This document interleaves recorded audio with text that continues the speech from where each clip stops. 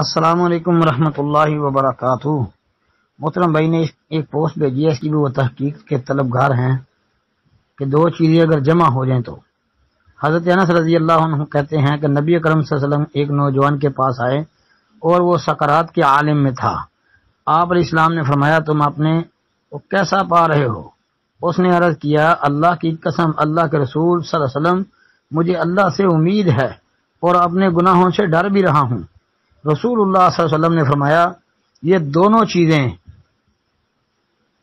اس جیسے وقت میں جس بندے کے دل میں جمع ہو جاتی ہیں تو اللہ اسے وہ چیز عطا کر دیتا ہے جس کی وہ اس سے امید رکھتا ہے اور اسے اس چیز سے محفوظ رکھتا ہے جس سے وہ ڈر رہا ہوتا ہے۔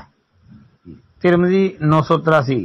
جی حدیث حسن ہے، جی حسن درجے کی حدیث ہے، اور یہ حدیث اس کے علاوہ سنن ابن ماجہ کے اندر بھی دیکھ لیں 4261 نمبر پر شیخ البانی نے بھی اس کو حسن قرار دیا ہے۔